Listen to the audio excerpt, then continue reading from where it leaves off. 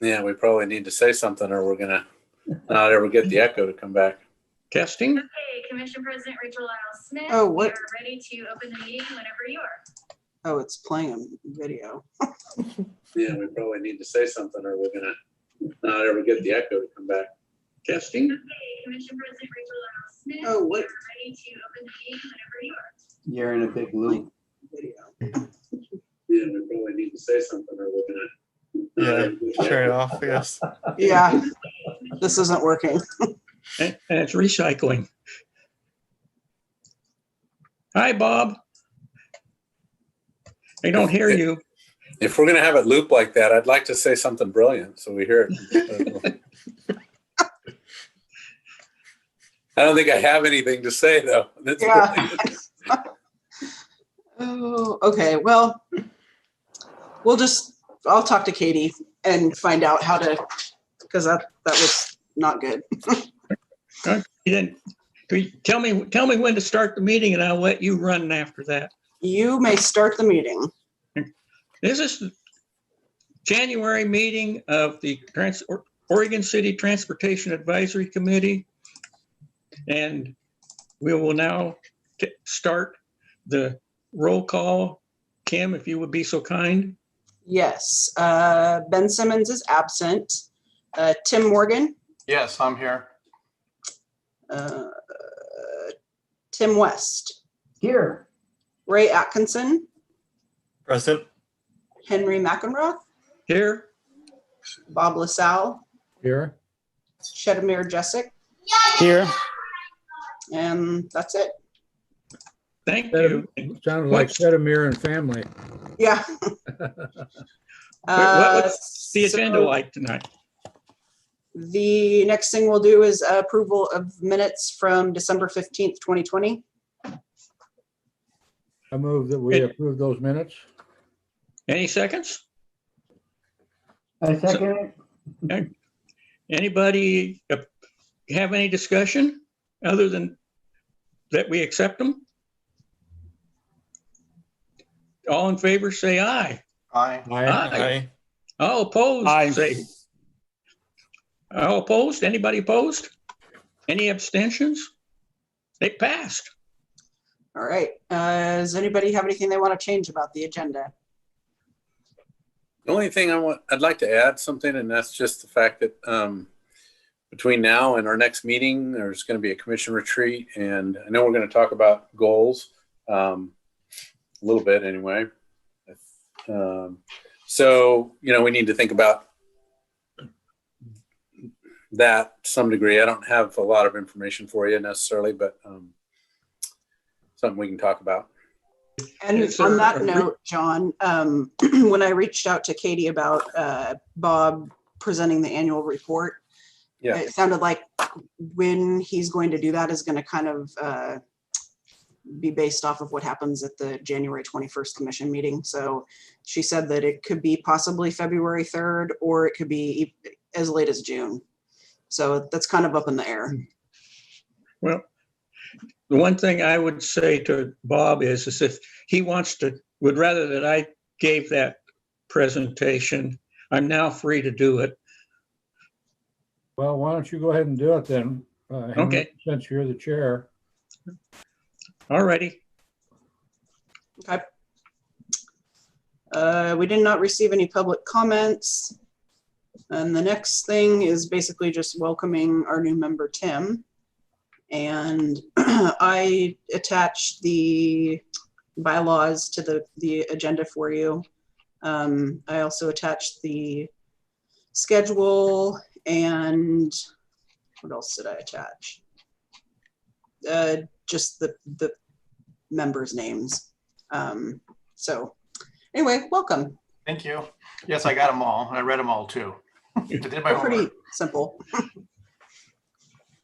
We still have, I think, one opening, Mhm. one or two.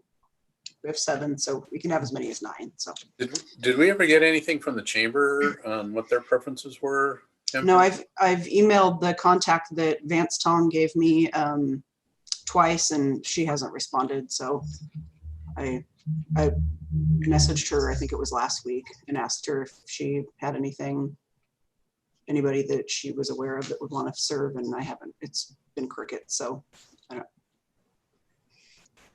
Okay. Well, we can keep working on that. Yeah. Tim, do you have any questions or anything like as far as what we do or? No, I think I got a pretty good idea. I'll be kind of quiet for a little bit till I get my feet wet. But I read through all the things. I saw some things I was kind of aware of, and there was things I wasn't aware of. So I try to get up to speed here, and I just hope that there's a day soon that we can all meet together instead of this virtual stuff. I'm tired of district meetings and virtual mode and Yeah. and other things that I do in my regular job. Well, there's one advantage too of meeting in person that you may not be aware of, but when we do that, the city also provides us dinner a half hour before the meeting starts. Oh, that sounds even better. Yeah. Because I'm eating a snack tray because I had to commute home from Tiger. So I was surprised the traffic wasn't too bad tonight. So I got home, but not enough to get a dinner. So my wife says, it's in the refrigerator. I'm going over to my son's. So, John, you mentioned that there's possibility of perhaps of some new and different goals than normal coming out of the retreat. Is there anything? Yeah. I mean, that's pretty wide open, so we don't exactly know what the commission's focus is going to be. But I'm just thinking about some of the goals. So a couple things, if I can jump in early here. Tomorrow night, the commission's going to go over the community survey that we've done. We did it in 2018, we did it in 2020, and the results of that are available. So there's, you'll see if you watch that movie watch that meeting and either live or recorded, you'll see kind of some of the results. I don't know how deep they're going to go into that. There's a presentation that really gets stays pretty high level. But if you look deeper at the community satisfaction survey, for us, for transportation, I think we did better this year than we did in 2018. But there was still a lot of interest from the folks that completed the survey in more pavement maintenance and less congestion. So there were a lot of comments on, biking, better walking facilities, those kind of things as well. But I think the things that kind of stood out most were they definitely want more pavement maintenance, and or they felt that that could be improved, and definitely concerns about the traffic. So I think that's pretty broad. If I read through most of the report, including the comments, and there's a lot of individual comments. It's kind of hard to know exactly where to put those kind of comments in terms of real community feedback. But I think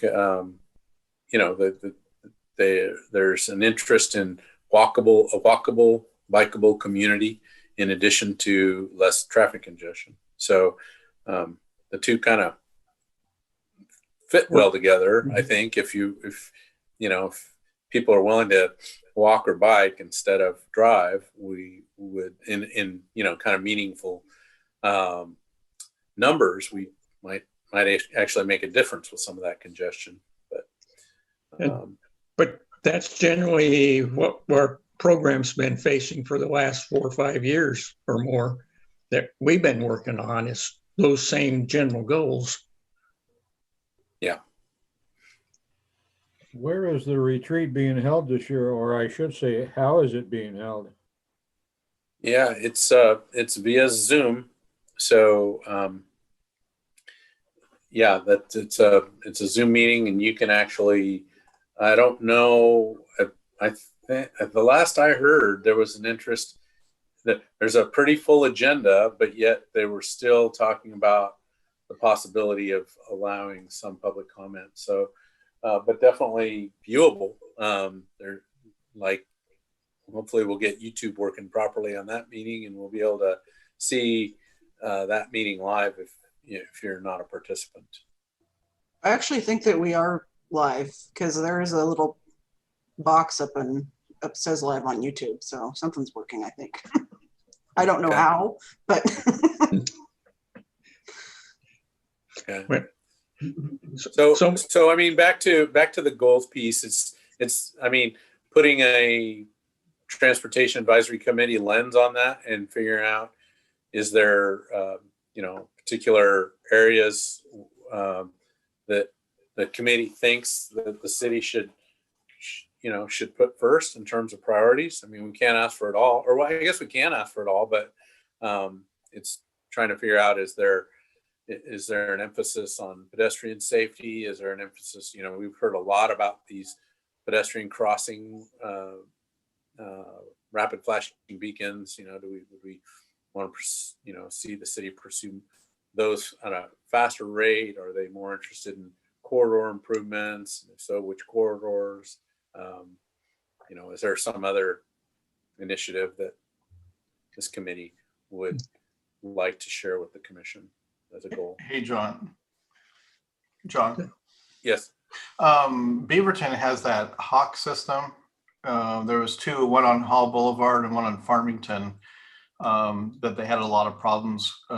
People on the trail there that would cross along Fano Creek. I don't know if you guys have ever looked into that. They took it from, I believe, Phoenix, is where they got the study from, and then they implemented two of them.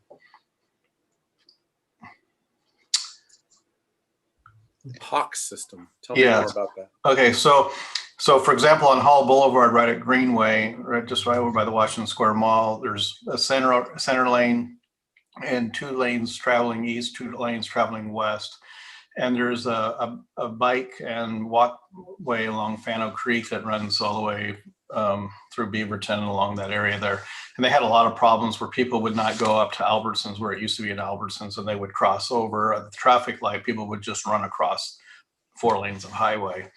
So they looked at the precisions of the costs of putting in either a tunnel under the bridge, but then they worried about the flooding during the winter from when Fano Creek would rise. And then they looked at doing a pedestrian overwalk, and then the cost of what that was substantial because of the clearance that they needed. And so they came up with this Hawk system.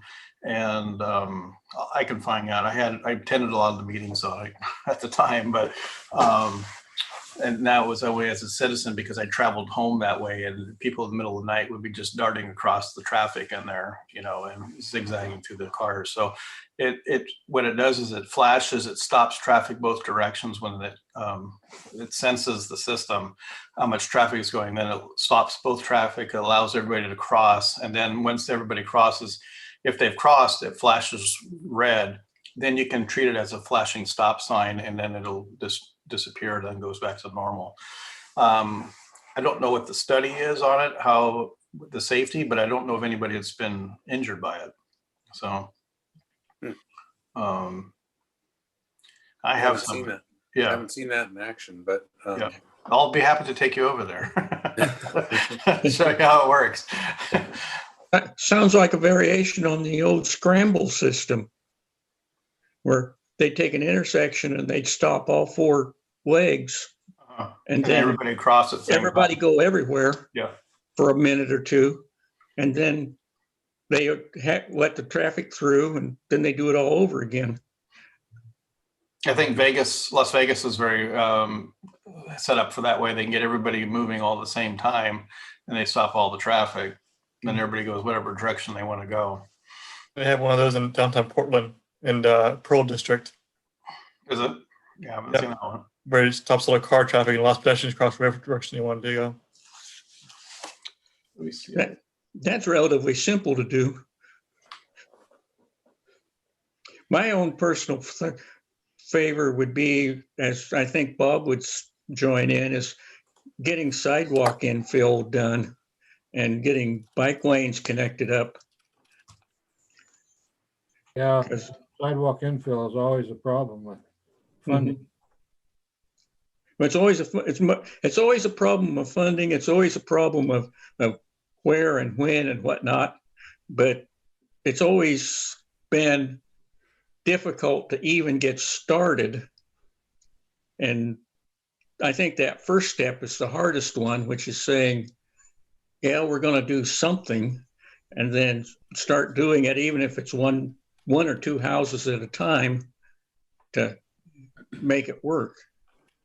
Well, it's just a concerted effort by citizens to get a lot of this stuff done, as we've seen several times on the TAC, with people wanting stop signs or they wanting signals. Several times the citizens came to us for the signals there on Washington, and I think it's 12th where Father's Heart Ministry is.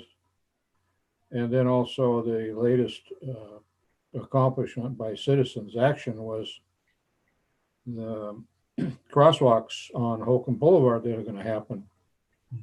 So it's just a concerted effort by citizens can get a lot done. Those are sort of one-shot things. What I'm thinking about would be saying, for the next 5 or 6 or 8 years or something, we do 1,000 feet of new sidewalk a year to fill in some of these holes and make it so people didn't have to walk in the street. Boy, that'd be great. I know exactly where that should be. It's on Myers Road, from Leland to probably the bottom of the hill, towards was it Carl's Jr. there? It goes from 3 feet of bike lane to less than 6 inches of bike lane. And there's no sidewalk and no lane for anybody. But My candidate would be Claremont.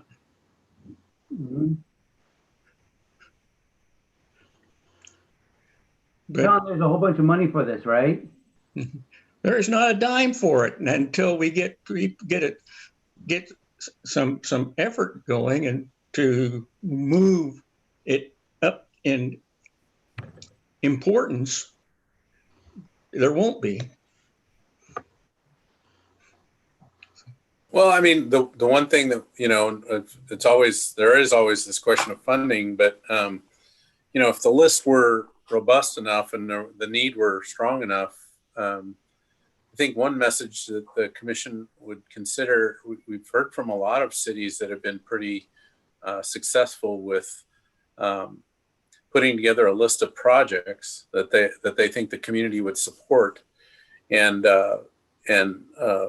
finding a way to fund that through either a bond measure and increase tax rate, or we could combine that with pavement maintenance dollars and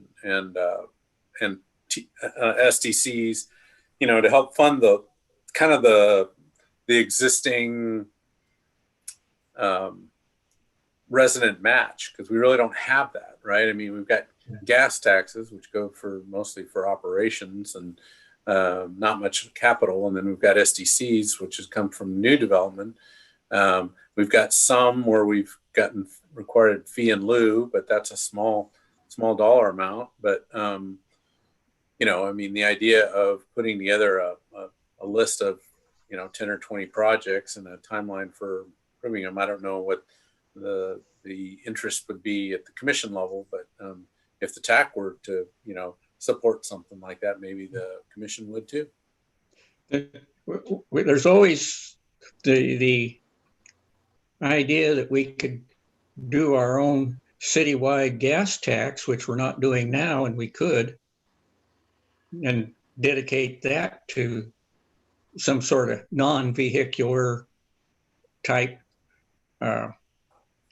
improvement, in order to, with the rationale that it would improve the vehicle traffic, because we're allowing them to keep from hitting pedestrians and bicycles. Yeah.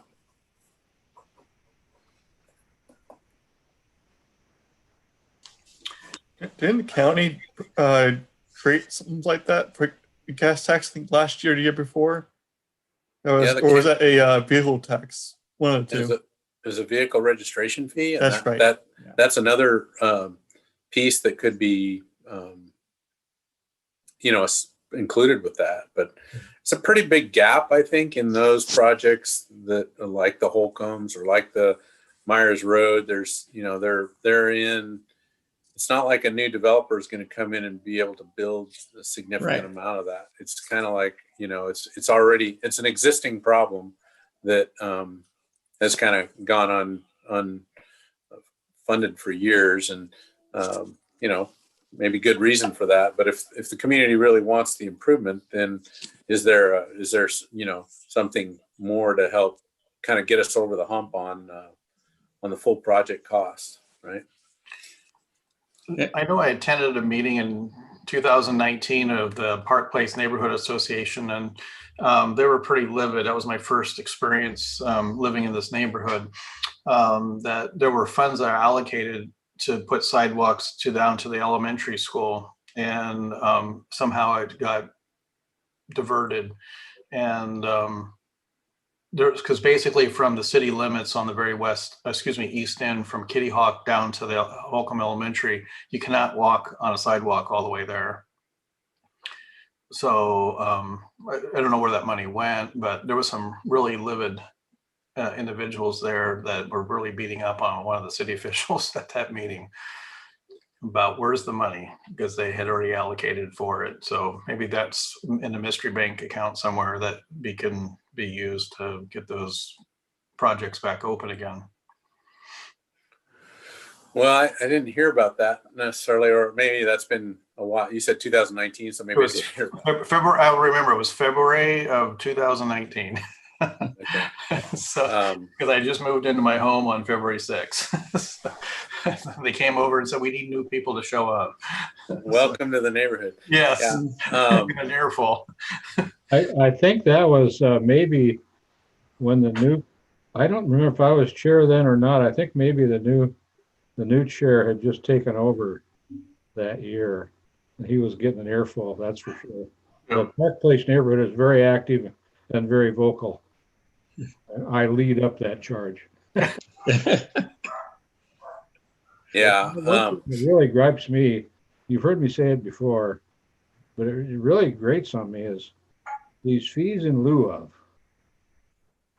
They get the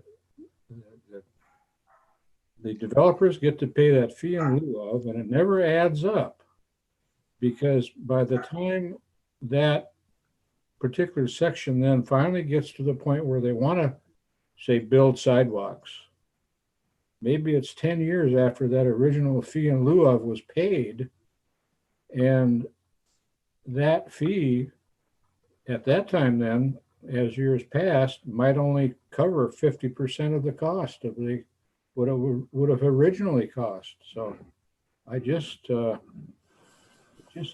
of, it's a craw in my throat for some reason. You get one of those things that kind of bug you. That bugs me. Yeah, fee in lieu, it's not our first choice, but there are scenarios where, let's say, the way you would do that project would require a much larger effort, or if the storm drainage system, that's usually one of the big things, or if we know we need a lot of utility improvements in that area, those kind of things can trigger the discussion of fee in lieu. But you're right, if we accept a fee in lieu in 2020 and we don't build it till 2030, obviously that the value of that dollar is not what it was in 2020. So that is a problem, Bob. But yeah, the good news is we don't do that very often. And Tim Morgan, to speak to your point, I think for the most part, it's not well informed. Usually there might be, I don't know who the staff person was that was there, but they may be there for a different reason. And then depending on how that, community feedback comes in, they may not have all the answers. And so, yeah, it very much comes off like they don't know what they're talking about, but they may not have had anything to do with the project. So, yeah, that can definitely come up. But I think the bottom line is, you know, you take these existing boulevards and you recognize how they were originally built and the amount of infill development that's likely to happen along some of them or most of them. It's back to, well, that frontage improvement was never required of the original owner. And now we're talking about wanting a frontage improvement. And so how much of that should be paid by, you know, a developer? Well, if they're right on the boulevard, probably all of it. If they're somewhere offsite, then how much of that is their responsibility to build?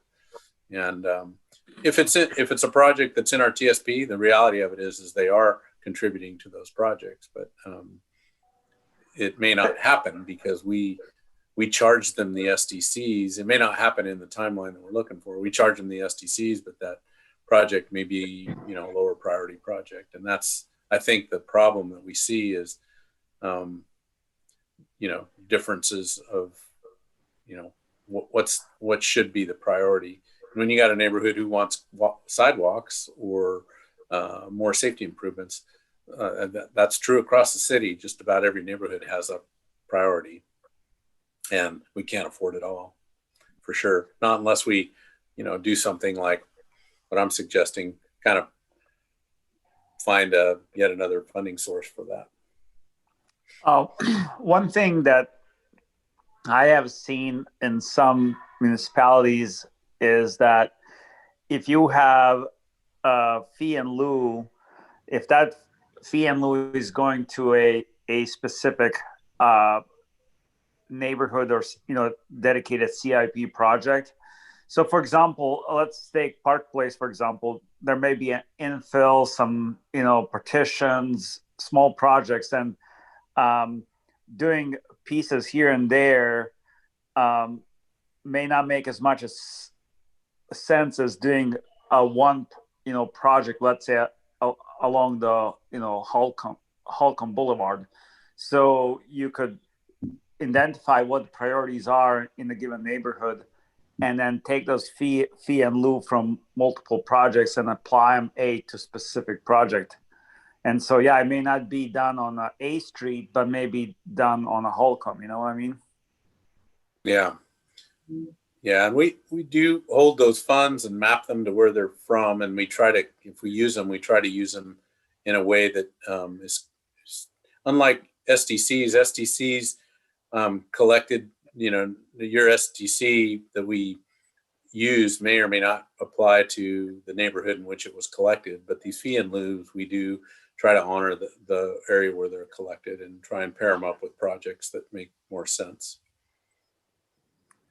In theory, it'd be great if one small developer doesn't make sense to do it, but then a neighboring property owner does a bigger development, that's the right time to kind of throw it in there and finish their work as well. That's in theory how it works best, but Holcomb and the Park Place is so pocketed with existing and new. It's you know, finding those fees and lieu in a way that brings them all together is a problem.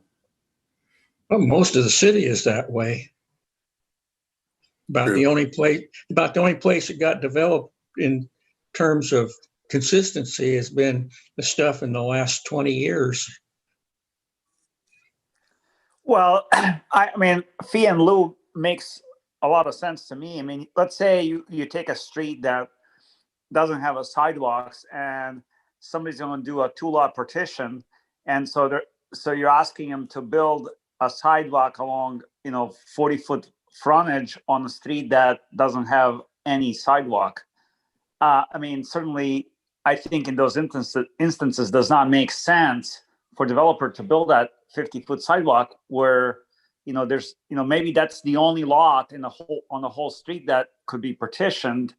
And then beyond that, you know, like you just would have 50-foot chunk of sidewalk. And I mean, that 50 feet doesn't mean anything. I would disagree in that you have to start somewhere. And if that 50 foot is done, it's not really 50 foot because you also have the driveway that's in there and you have maybe an extra 10 feet on each side of the driveway that you're talking about, which is easily done at the time the driveway is, where if you leave it, it's just another, just like the rest of the neighborhood, and you don't have anything to point to say, hey, we could take this piece and connect it up so that people could go if we only, you guys would get in there. And so you need some place to start. And these new places are as good as any. Well, I think that when you have infill is where you get into a question of whether it's fair or not. Let's say, for example, you have one lot, and on each side of that lot are existing homes that have been there for 50 years.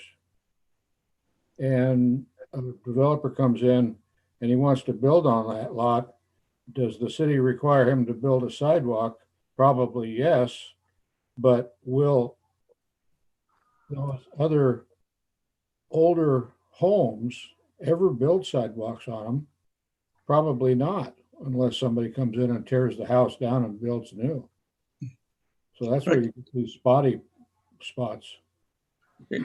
There's also another little gotcha there, which is sort of will be against my argument, which is a lot of the older places, especially the ones that don't have sidewalks, have property lines that are approximately at the edge of the pavement, which was the problem up on, what is it, John? The one up there on top of the hill from Myers Road where it's been next to the school. Gaffney.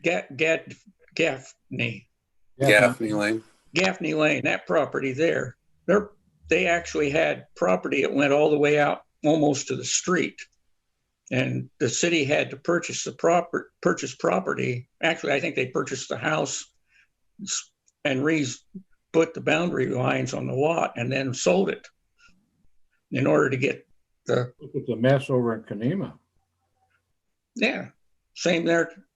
Yeah. Well, Well, we're all off. I'm we're saying, off- I think take, the city as a, looking, if priorities are to have walkable communities, if the priorities are to have, sidewalk, bike lanes and stuff, you identify those, and then there may be places throughout the city where you really want to have these amenities, and, this specific street building of, half street improvements for 50 feet and sidewalk and all that stuff, that money today could be put, from multiple projects throughout the city, could be put to a specific project in a city where you could gain more benefit. Yeah, it may not benefit that specific neighborhood, but if the goal of the city is to improve reach those goals, then I think those little developments could help. Maybe 10 of them can help pay for sidewalks in a whole neighborhood, along one street or something. We're really, there's a priority to have something like that.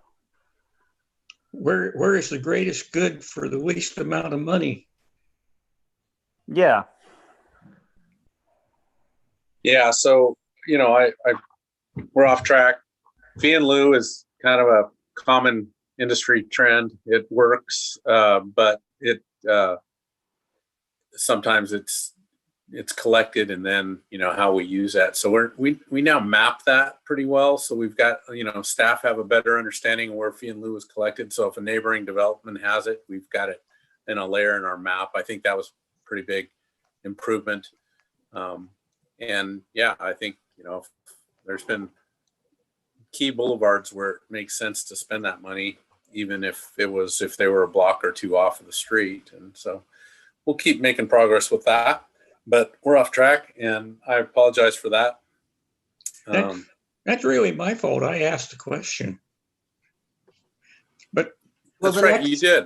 It's your fault, Henry.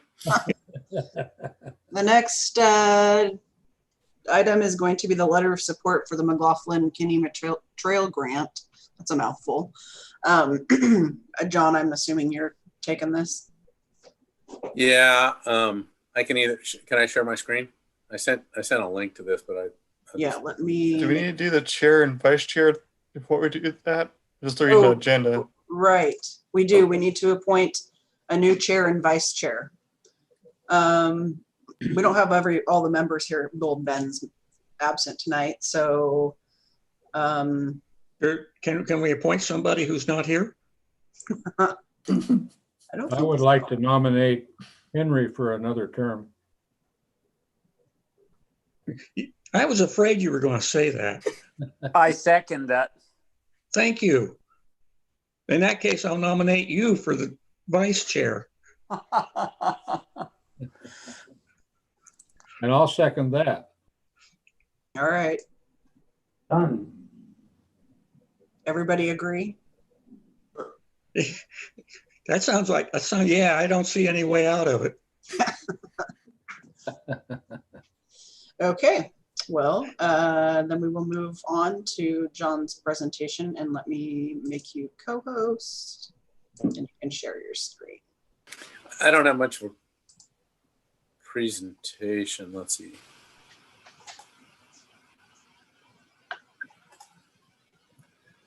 I just really pulled up a web page, so hopefully you can see that. This is just the McLaughlin and Kenema Trail Plan. If you remember this effort, it was, I don't know, 2017, 2018, there was a pretty concerted effort to do the McLaughlin Kenema Trail Plan. Planning pretty much ran that project with the support of Public Works. Public Works is trying to pick that up and move that a little further forward. There's quite a bit of challenge associated with the work along the ODOT right away and the VFW hall. So there's a letter in your packet.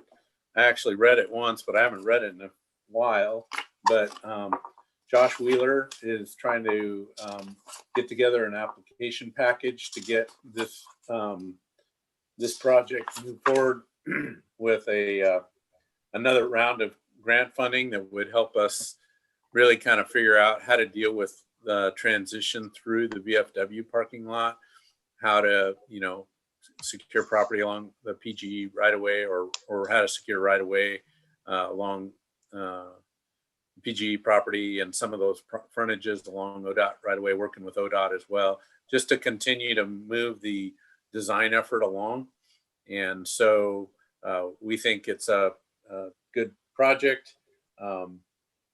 It's a new grant program called the Oregon Community Paths Grant Program. We think we're well suited to get it. I can't remember the details of how much we're asking for.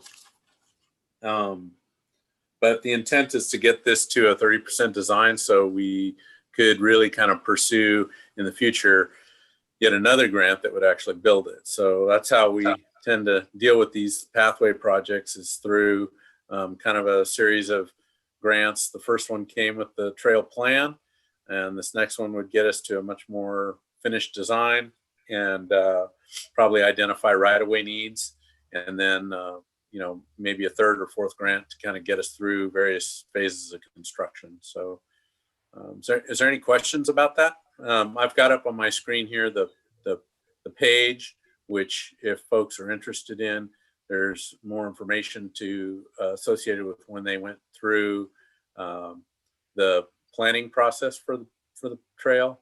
And up here on the top, just kind of this red line depicts, this is the VFW hall, the Museum of the Oregon Territory, PGE, Kenema Park, the old Kenema Park, new Kenema Park. So it's really trying to connect the promenade with the metro land that and the trail system through the metro land.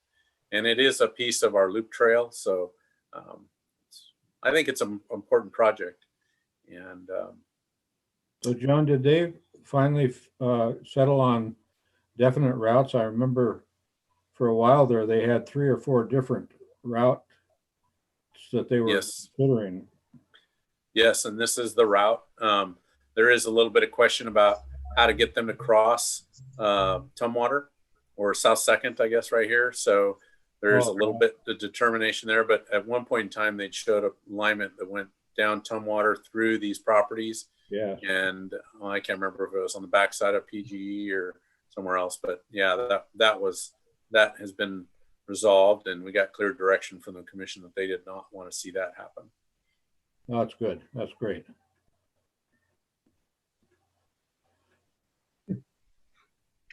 So the letter's in your packet. I can't remember. I could probably dig a little deeper if I had a little more. Do you need a movement to approve the letter? That'd be best. Okay, I move that we approve that letter of support for the McLaughlin-Kenema Trail Grant. Second. Okay, been moved and seconded. All in favor, say aye. Aye. Aye. Aye. All opposed? Any abstentions? Hey, Cam, if you send that thing to me, I'd be more than happy to sign it off and get it back to you. I mean, basically, it's the one that I showed planning. It's the route I showed planning anyway. Yep, I will get it to you. All right, well, that is moving along then. So we kind of talked about goals. Mhm. You want to talk about them anymore? At this particular point, I would rather think that if we paid attention to our report a little bit, in that what we've done in the past, it would be more beneficial Mhm. because in terms of our future goals, until we know for certain what the commission wants, we're kind of shooting in the dark and saying that our generic stuff that we've been doing before will suffice. And if they had come up with something that is really down our alley, then we ought to be able to jump on it.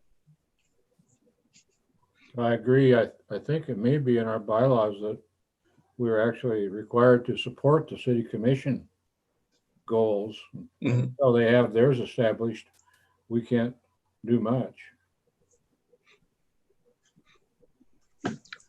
Yeah, we're just making the assumption that improving the pedestrian ability to use the pedestrian ways and the bikeways and increasing this crosswalk safeties and that sort of thing will generally be in conformance with what the commission wants, but they may have something more specific that they want us to do.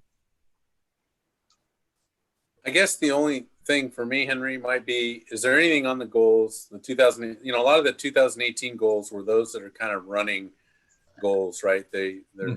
And just a validation that nobody sees anything different, or they feel like maybe they need to be tweaked to reflect something a little more, little updated, or, and I don't have specific ideas in mind. I'm just kind of reading through them.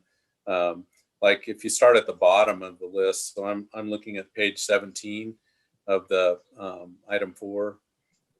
It says at the bottom of that, it says openly listen to citizen requests regarding transportation concerns. I'm assuming that's still going to maintain, something that you'd want to, as a TAC, continue to support. I think there, really, as you move from the bottom up, it gets more and more focused on a project, for instance. So, we don't need to resolve this tonight. You're right. We can wait till the commission makes a determination about what their goals are and try to get these, see if they align well with the goals. But I think the main thing is to make sure we've got them in your hand. You guys have, if you've done any, if you put any thought into it, let us know. If not, we can continue to leave this as an agenda item and bring it back after the commission retreat on the 29th and 30th. I have one that I think is like more of a current issue of the last year with the Black Lives Matter riots, protests that happened here and in Portland. I think that would be, I think, something that the city, whether city or TAC, gets more involved with DEI issues, diversity, equity, inclusion, taking that lens towards transportation issues. I think that's something I would like to discuss more. I don't know if the city commission is discussing that, but I know that is also involved with what happened with the mayor issue here, with the viewpoint on whether the mayor should continue. So I think that's something I think the city is discussing. Residents are discussing DEI issues, and I personally would like to see that more highlighted in our discussions going forward as a TAC. So just want to throw that out there. Well, Ray, just as a bit of a starter, why don't you pencil out about 2 sentences that would take and kind of condense all that we could throw into something so that we'll have something to start about and chew on when we come together again. Yeah, I will say that I did, whenever it was like a month or two ago when we were providing suggestions, that I did include a DEI bullet point for a goal for what we do for this year. So that I was focused mostly on police enforcement of like jaywalking and transportation policies on how the police is involved with that. So that's one thing that I see that our TAC could be involved with a DEI lens. John, is this within our scope of practice here? I mean, all respect to Black Lives Matter, Ray, but is this within our scope of practice? We're talking about bicycle, pedestrian, motor traffic safety in Oregon City. And once we get into profiling and jaywalking, I mean, we're getting into the police department, it feels like. But what do you think, John? I think it's fine for us to have some kind of a DI initiative. I suspect there will be something that will inform this from the commission. So I think having it as a suggestion that we consider, after getting a little better understanding what the commission's thinking about that is okay. It is a little bit, given the kinds of issues we deal with, what does that mean? Our meetings are open. Anybody can attend them. Anybody can talk. Anybody can share their opinions. Are we reaching out to those DEI communities or they're not DEI communities, reaching out to underrepresented communities to make sure they know about our agendas, for instance. It is a little bit, I don't know how, it's a pretty inclusive group already. So, but sometimes I hear what, is happening in other jurisdictions, and it's a lot more about making sure that those people are aware of your agenda, able to, speak to the issue if they want to, knowing how to do that, making sure if it's all online, a lot of people don't have access to online meetings. So how are we getting their input? Those kind of things, I think, are areas where we can always improve. And I don't have answers for how we do that. But if the commission's going to give us some direction on that, then I think we should take maybe a little stronger position or try to incorporate a goal that helps move that city commission goal forward. One thing I should point out at this point is we've already taken one little step by putting this meeting on YouTube and not on the local station that's only carried on Comcast. Yeah. When I think about our topics and our, and our interesting discussion, our audience is is it's not always clear who our audience is because we don't know who's watching these meetings, but you know, it's definitely an open group of, you know, we've always allowed public testimony. You know, we're not really identifying quote projects. So a lot of the,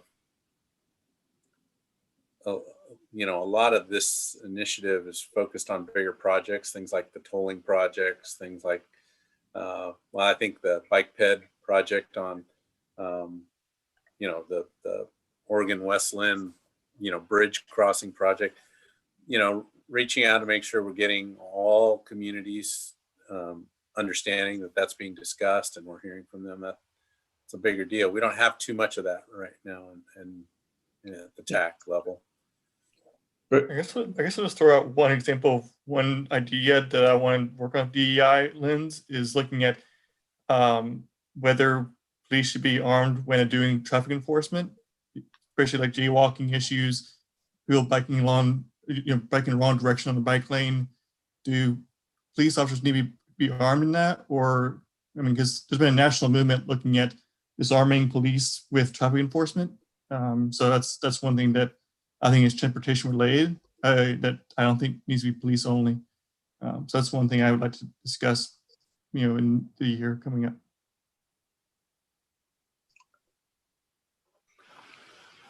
I know I'm kind of a radical, I guess, but I see it as a national movement towards protecting lives. So.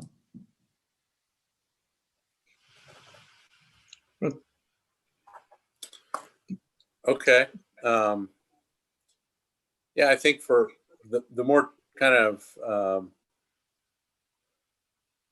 traditional kind of goals or recommendations or that I would expect would be, you know, safety kind of goals. You know, are we interested in, you know, initiatives for that? In the past, we've done kind of the slow down. I can't remember what it's called. Bob, you probably remember, or Henry, the you know, slow down initiative. Calming? Traffic calming. Yeah, traffic calming. And then, you know, we did that little brochure. So, you know, it's kind of more of those goals that we can accomplish. I mean, the problem with some goals is they're so big and our influence isn't really. So at the end of the year, we kind of look at that and go, what were we thinking then? And so I like goals that we can accomplish and feel like, you know, have been, you know, a good use of your time, really. So I can come up with some. I think Henry could. It'd be good to hear from you folks. And Kim, I think we did float this request out there. Sounds like we heard from Ray. I don't remember if there's others out there. Is there a list of those that we've kind of received? Yeah, there was, I'd have to go back and look in my email, but there was a couple people that responded, not everybody, but I can go back and dig that up too. Yeah, well, if you didn't respond to that, or Timothy, if you want to, maybe Kim, you want to get whatever the question was or what that initial email was to Tim. Yeah. That would be good. And then if you haven't responded, okay, but if you have, we'll try and resurrect those and make sure we get those out there and see if they align. Like I said, our next meeting is going to be after the commission goal setting. So maybe with those and what we hear from the commission, we can, you know, put together a measurable, meaningful, accomplishable list of goals. John? Yes. Would street lighting be part of our wheelhouse on areas where there's insufficient lighting in high traffic areas? Some of it probably is pertaining to ODOT responsibility, but I'll give you an example of one. Redlands Road on 213 to Prairie Schooner or what is it, Clackamas River, and there is extremely dark. And there's a very high speed of traffic that comes flying down there. That's 55, but it's hard to believe it's that 55 when it gets so congested right there, right before you get to the Chevron station there on the corner. But if you look from there between Home Depot and Redlands, it's pretty dark. And there was a pretty serious accident there about a month and a half or so ago that the car was half gone. I don't know exactly what the cause of it was, but it had a huge impact on the traffic there. And it was so dark that even the officers trying to do the accident scene weren't able to see there. But those are some of the other areas around the city that probably have insufficient lighting and probably is contributing to a safety factor, especially now that we have these LED lights that are a lot more brighter and use a lot less electricity. We can probably light more sidewalks, than we've had in the past for lower energy costs. So would that be something we could add to the agenda? That's something that might be attainable, or either make recommendations to ODOT where they fall in versus where the city falls in? As I remember, the non-ODOT roads and probably the non-Clackamas County roads are lit by PGE. And I don't remember ever the city having much input into the placement of those. That might be erroneous, but it's always been that, in my experience, that the city has accepted PGE's more or less statement that this is where they're going to put them. So John can always correct me if I'm wrong. Well, maybe it's not a correction. It's more just kind of back to Tim's point. We've got streetlights that are ODOT maintained, city maintained, county maintained, and PGE maintained. And in that corridor that you're in, I believe that you're talking about, it's ODOT. And so there's a phase of the 213 expansion project that we haven't built.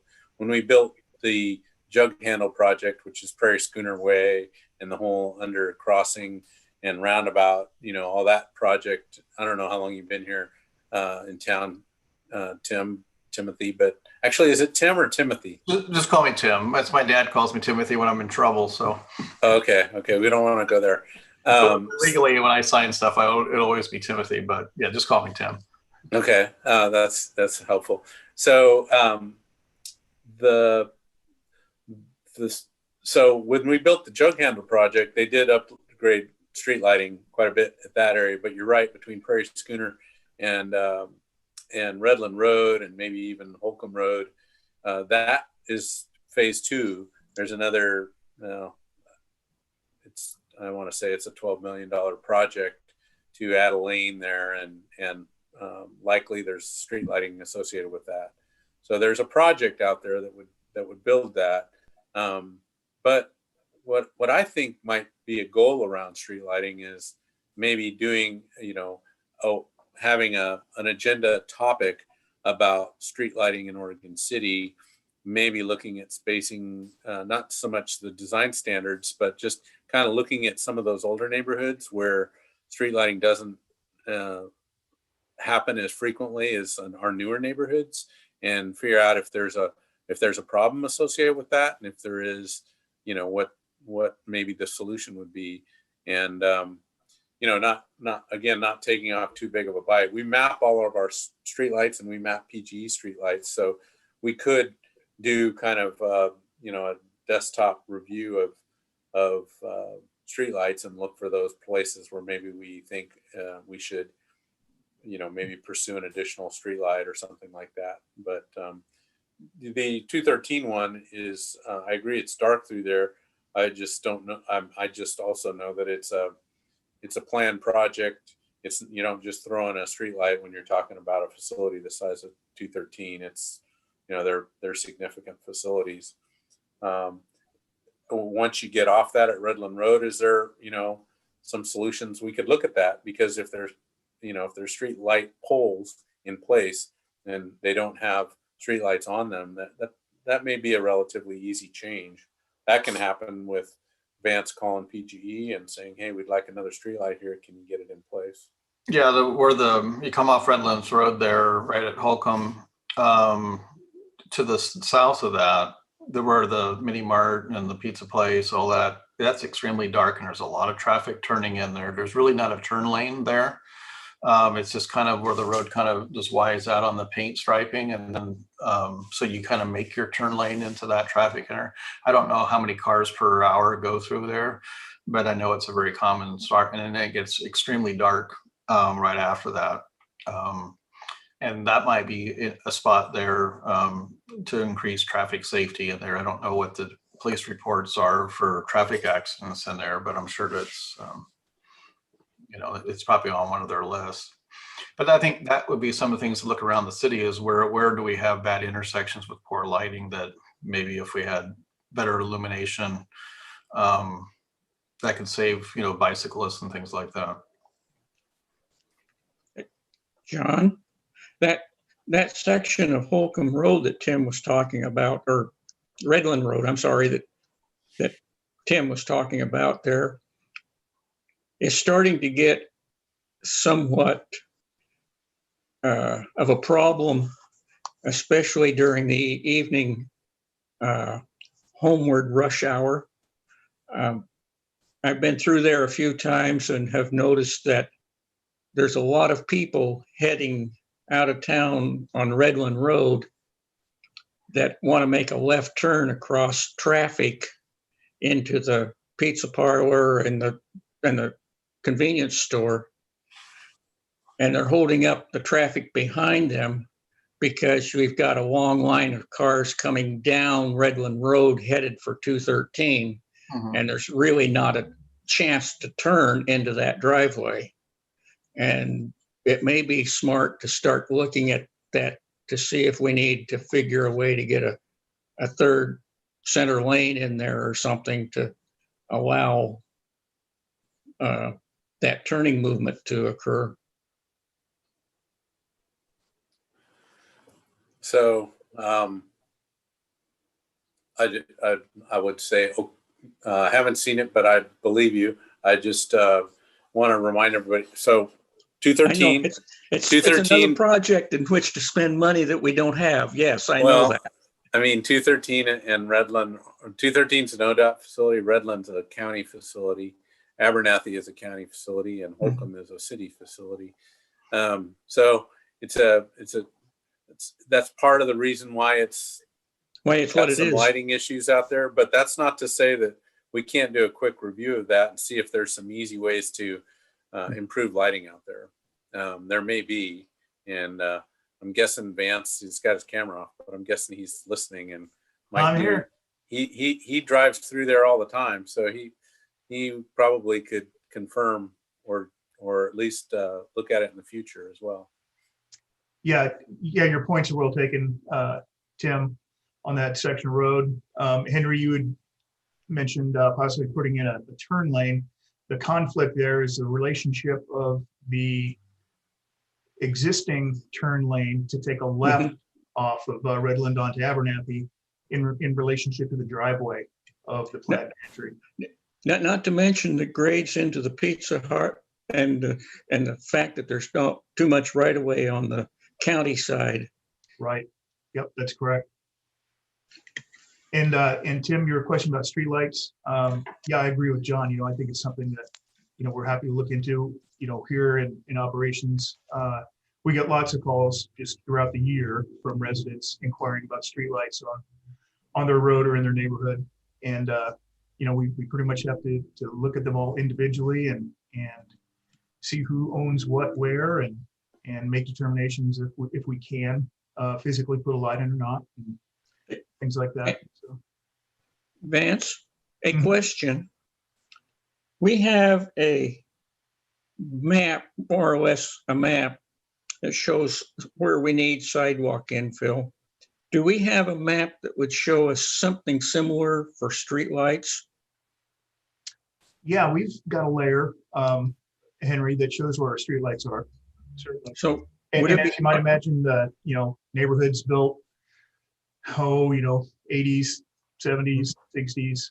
A lot of them are pretty devoid of streetlights. And in some neighborhoods, the majority of folks don't want them.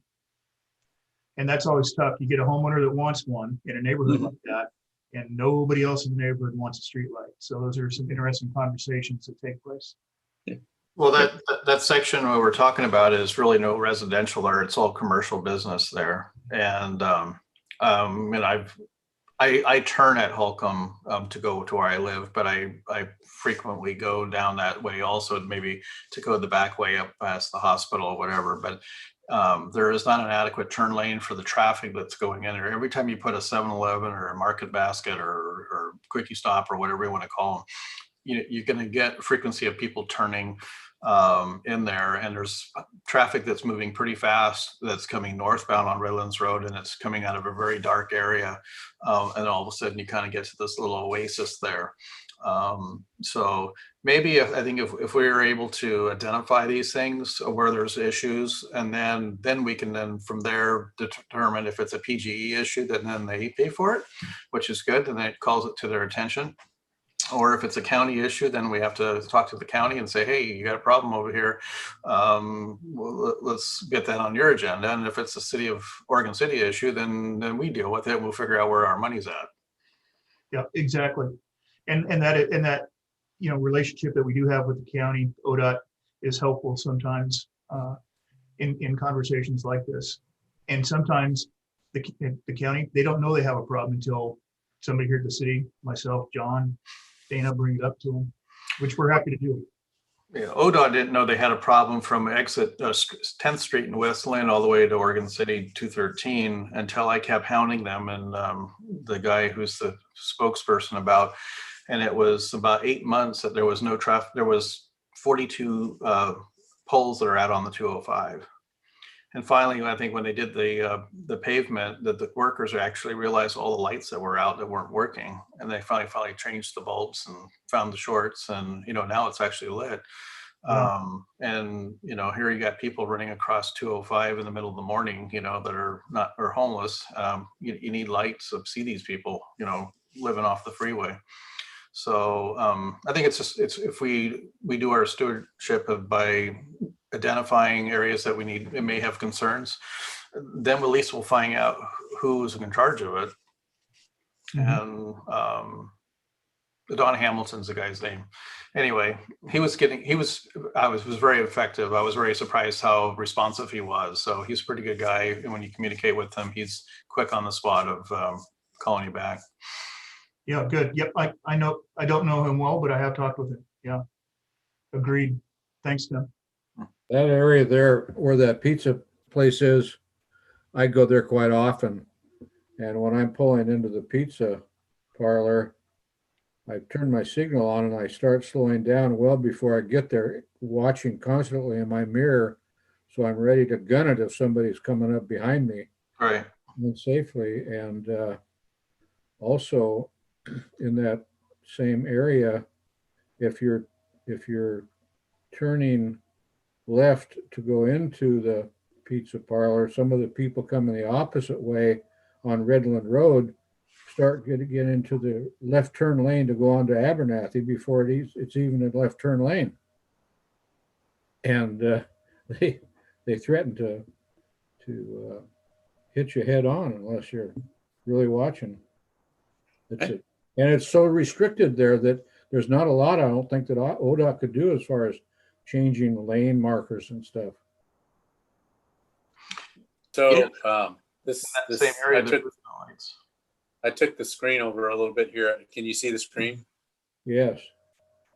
Yeah. So this is that block that you're talking about, Tim, and this is Redland Road coming off 213. So not a lot of street lighting in that area. Not a lot of street lighting along here. So I know Anchor Way is super dark. So I think there's probably work that's all county facility, but we should probably reach out to them and BG and see what kind of solutions we can come up with. But I think, again, back to the goals, rather than solving this particular problem tonight, I think the goals are, a goal for this might be to, spend, 2 or 3 meetings looking at, reviewing kind of some of the gaps, and maybe even inviting PGE to a meeting. That could be a goal. With the, maybe the overall goal is improving illumination in some of Oregon City's more dark and dangerous corridors. So we do have some tools that I think would be helpful. We do have some partners with the county or with PGE that we could have for those kind of facilities, ODOT as well. And then if it's our own little area, then we definitely can deal with it. So I like that feedback, Tim. Great. Kim, what else we got? Anything? That is it for the agenda. Kind of took care of future agenda items. We know that we have some future agenda items.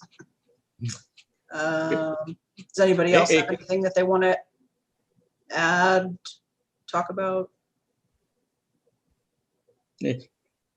Anybody have anything they want to talk about in the future that we haven't talked about before, or at least lately?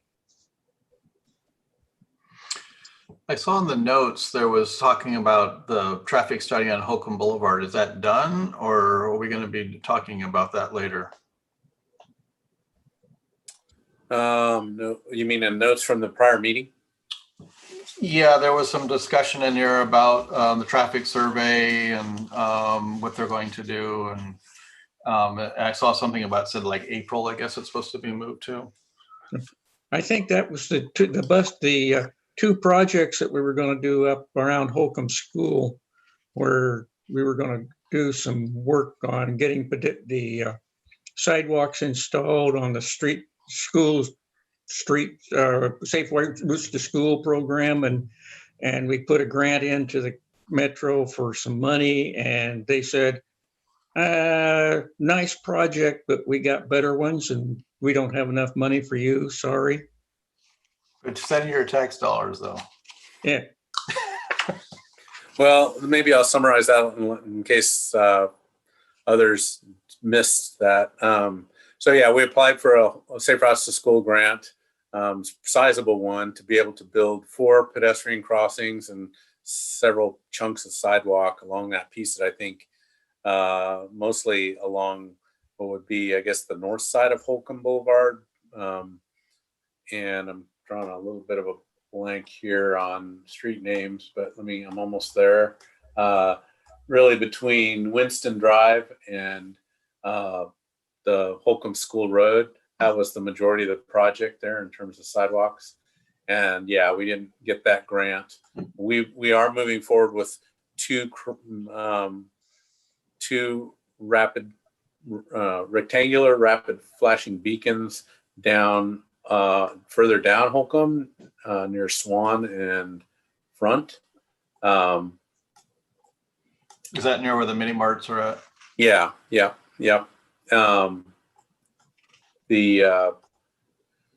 So that's moving forward. We're in design phase with that project, but yeah, we still have this sidewalk connectivity problem that Bob was mentioning, and not being I guess competitive enough. It was a competitive project and hit a lot of the thresholds, but my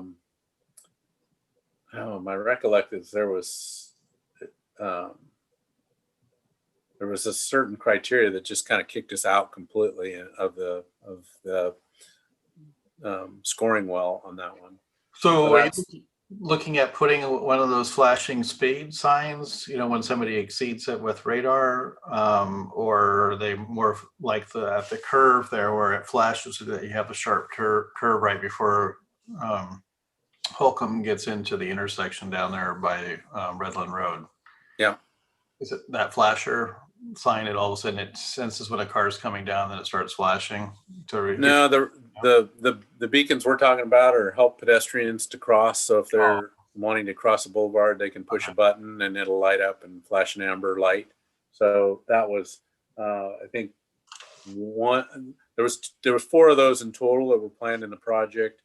These were 2 that I think that Bob's group, the neighborhood, thought were the highest priority. So we are moving forward with those. The other two also had some challenges in that they're in an NROD area, which is a special area for land use and environmental protection. So kind of had some more hoops to jump through on those. And one of them is associated with the Sears development. So we're hoping to be able to condition it with the Sears development should that move forward. So, yeah, but we did, there was one other grant that we applied for and we also didn't get, but it was Park Place Urbanization grant, where we were going to take a look at a lot of the side streets, Apperson, Front, Cleveland, Hunter, just that whole kind of Park Place area that was developed under, a county development years ago, and try to figure out where the walkable and bikeable, routes should be through that neighborhood, what the true cross section should look like. There's a lot of places with sidewalks with mailboxes right in the middle of the sidewalk, so you can't really even use the sidewalk if you're in a wheelchair. Just try to figure out a little more of a comprehensive plan about how that should be built out. We think that will help us with when one of these infill developments comes through, and we can give them direction on what exactly to build, where exactly to put the curb, how wide should the sidewalk be, those kinds of things. Is there a bike lane requirement? Or are they going to allow on-street parking or not? Lots of times we don't have that kind of direction. We've got city standards, but it gives us a lot of latitude as to what we can adopt. And, as staff changes or, over the years of development, we kind of end up with a mix mash of different requirements that have been required. And so trying to take the built environment, looking at it as to, what a new, the unbuilt environment could be, and trying to make those decisions and documenting them in a plan. We didn't get that grant, but we're moving forward with the work. We're just going to pay for more of that work, or we're going to use the money match that we had to try and get as much out of that as we can for as many boulevards as we can. So that's I think, Bob, didn't you guys have a meeting last night on that in your neighborhood? Yes, we did. We had it was a steering committee meeting, and we had a very good presentation on that. And even though the grant was not granted, like you said, we're still going forward with the work, maybe not quite as vigorously because of the money issue, but it's kind of like a traffic system plan, but in more minute detail. Yeah, that's our goal, maybe to have, at least confirmation of where, if you look at our TSP,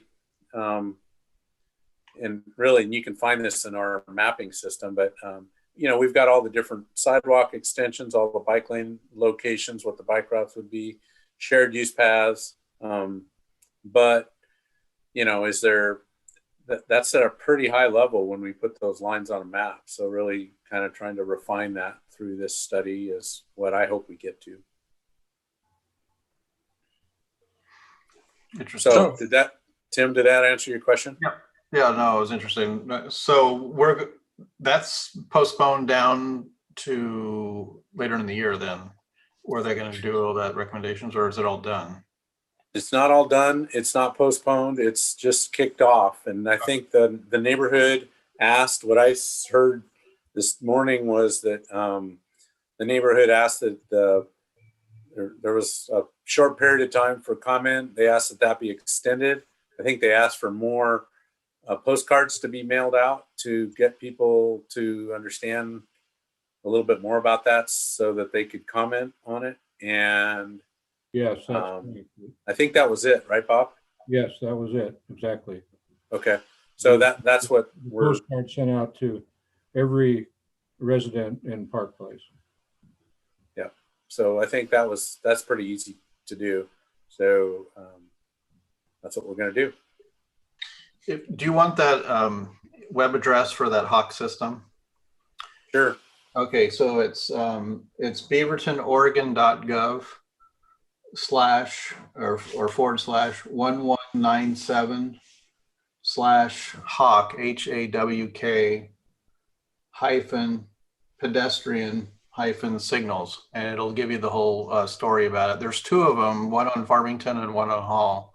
Both of them are 4 lanes of traffic, two, eastbound, 2 westbound, with a center divider for turn laning in there. And it's usually in a high cross area where there's a lot of traffic. So I don't know exactly where in Oregon City we might need it, but if you have a high density of cars with a lot of high density of people traveling or on pedestrian foot, it might be something to look at. What it does is stops all the traffic. It's not like a traffic signal in a sense, like at an intersection, but it's kind of like the flashing lights, but it forces people to stop. So I got most of that. beavertonoregon.gov/1197/hawk- Pedestrian. And then -signals. And it'll give you the color code and all the stuff about it.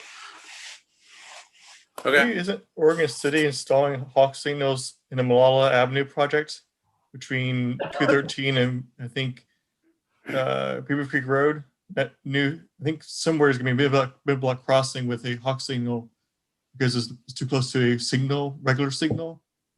I want to say Hawk is a brand name. I could be wrong about that, but I think it's a brand name. And we're installing what's not a brand name, but a specific facility called the RRFB, or Rectangular Rapid Flashing Beacons, at along Malala. Yeah. They call it a high intensity active crosswalk signal. That's what it stands for. So Okay.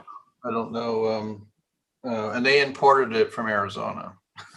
So, I'd never heard the term Hawk, but I'll look at it. yeah, there's an actual half the section in the DMV. Half the people don't know how to respond to it when they see it. It's kind of like cable cars, in San Francisco. There's only one section of the California Motor Vehicle Handbook that talks about San Francisco driving with cable cars. But the rest of the state has no cable cars. This is like Beaverton is the only place in the entire state that has this, the system. Interesting. Yeah. Cool. Thanks for answering that question. I appreciate it. If there's nothing more, I will say that we can end this 35 minutes early if we're all in favor. Sure. We're stand adjourned then. All right. Thank you. For all for coming. See you next time.